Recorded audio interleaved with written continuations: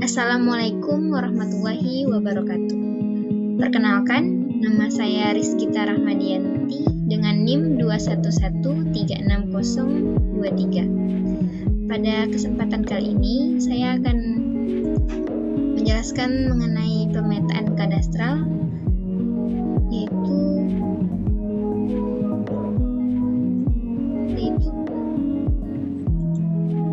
studi kasus mafia tanah di lingkungan ATR atau BPN. Sebelum kita memasuki kasusnya, kita harus mengenali dulu terlebih dahulu apa itu mafia tanah.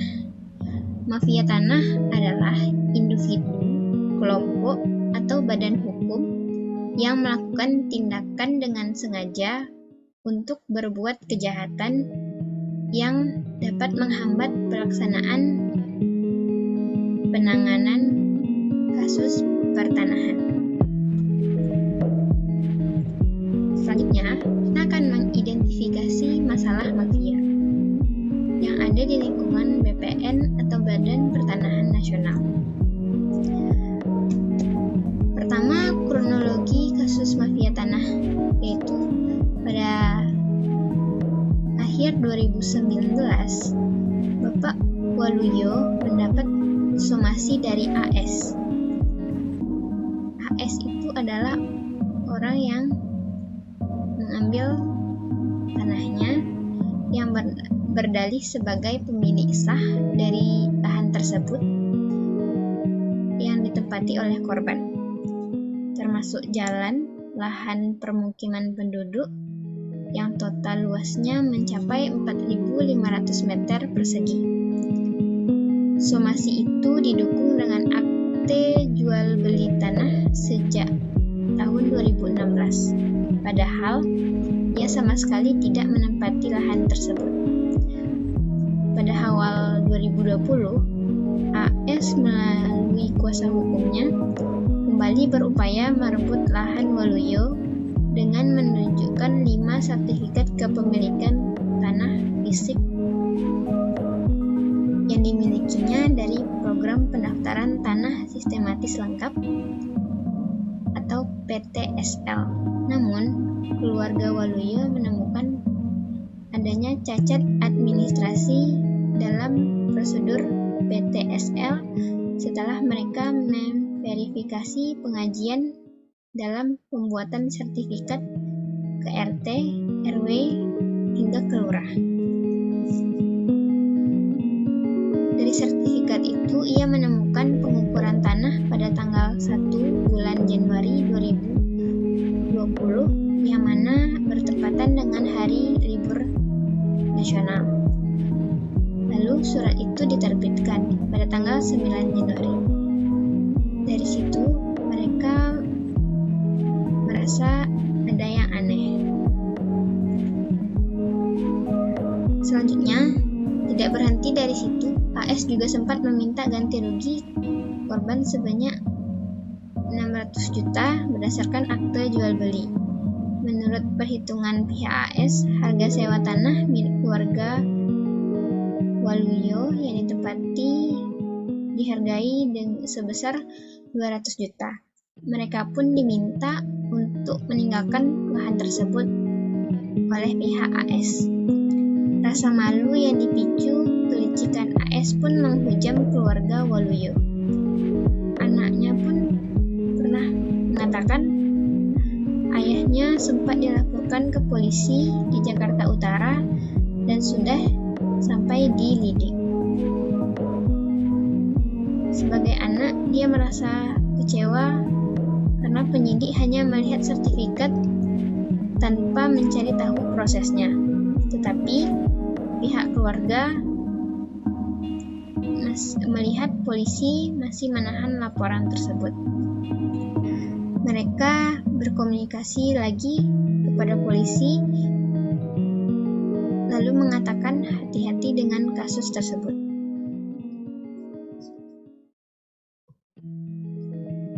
Selanjutnya, mereka mengatakan bahwa mereka tidak minta yang bukan meminta dikembalikan haknya, tetapi dalam proses mediasi yang diprakarsai oleh pihak BPN, tidak ada titik temu. Mereka pun melihat BPN seperti menyepelekan dan tidak kunjung selesai karena mereka mengandalkan itikat AS. Oleh karena itu, BPN tidak mempunyai komitmen yang jelas. Pada fenomena mafia tanah ini biasanya dilakukan secara sistematis untuk mendukung peralihan atau perebutan kepemilikan tanah, dan kini bergeser. Biasanya mafia tanah ini bermain dalam proses jual beli. Kini para mafia bermain dalam proses penerbitan sertifikat kepemilikan. Mirisnya, proses ini dibantu langsung oleh pegawai BPN seperti MB dalam kasus warga Waluyo. Keterlibatan pegawai BPN baru-baru ini terungkap dalam sejumlah kasus mafia tanah lainnya yang ditangani oleh kepolisian. Kronologi kasus ini dilaporkan. Kasus ini terdapat modus berupa meminta ganti rugi kepada korban sebesar 600 juta dengan akte jual beli yang dituliskan pada Januari 2021. Tetapi keluarga Waluyo memberanikan diri untuk melapor ke Polda Metro Jaya.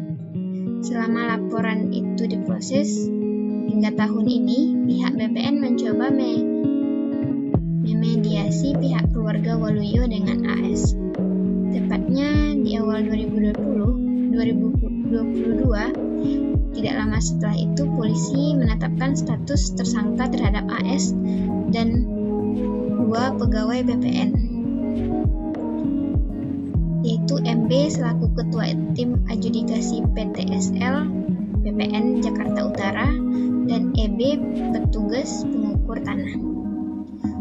Direktur Riset Kriminal Umum Polda Metro Jaya, Komisaris Besar Hengki Haryadi menjelaskan bahwa pengungkapan ini dibantu oleh Satuan Tugas Anti Mafia Tanah dari Kementerian Agraria dan Tata Ruang atau Badan Pertanahan Nasional. Dan ia menjelaskan bahwa MB menerima uang ratusan juta rupiah untuk menerbitkan sertifikat tanah tanpa prosedur yang benar. Program PTSL ini sudah dicanangkan oleh Presiden Joko Widodo sejak 2018 yang seharusnya gratis. Opini para ahli yaitu merujuk pada kelompok rahasia tertentu yang melakukan tindakan kejahatan yang terorganisasi sehingga kegiatan mereka sulit dilacak secara hukum atau bersekongkol dengan orang jahat di antara para penegak hukum dengan mencari keadilan. Pengertian lain menunjukkan bahwa adanya suasana yang sedemikian rupa sehingga perilaku pelayanan tersebut melakukan kebijaksanaan maupun keputusan tertentu akan terlihat secara kasat mata sebagai suatu yang berjalan sesuai dengan hukum, padahal sebetulnya tidak, karena mereka sudah bisa berlindung di balik penegakan dan pelayanan hukum tersebut. Solusi bagi para korban mafia yaitu dengan menyempurnakan peraturan dan memperbaiki hal-hal di luar peraturan. Penyempurnaan peraturan perlu dilakukan dengan segera dengan melaksanakan perintah TAP MPR nomor 9/MPR/2001 sebagaimana diatur dalam pasal 5 TAP MPR tersebut, menyempurnakan kajian ulang terhadap berbagai peraturan perundang-undangan yang berkaitan dengan agraria dalam rangka sinkronisasi kebijakan antar sektor dengan melakukan harmonisasi hukum agraria dengan bertitik tolak pada UU PA sebagai ketentuan dasar penyelenggaraan keagrarian Indonesia. Dengan membina PPAT baik dari sikap profesional maupun sikap moral dengan pelaksanaan tugasnya serta pengawasan oleh kantor pertanahan. Opini saya mengenai kasus ini. Dari kasus ini yang ditimpa oleh Bapak Waluyo dapat ditarik beberapa opini, yaitu mengenai permasalahan yang terjadi yang mana kurang tegasnya dari pihak pemerintahan atau kepolisiannya dalam mengenai permasalahan yang sedang dialami oleh Bapak Waluyo. Solusinya yaitu dilakukan pengawasan terhadap sertifikat kepemilikan seseorang atau kaum biar duduk tegaknya jelas dan tidak diganggu oleh orang yang tidak bertanggung jawab lagi, serta bukti yang terdapat di lapangan mendapatkan dukungan pengadilan yang seadil-adilnya. Terima kasih atas perhatiannya. Mohon maaf apabila ada kesalahan. Saya Rizkita Rahmadianti. Mohon pamit undur diri. Assalamualaikum warahmatullahi wabarakatuh.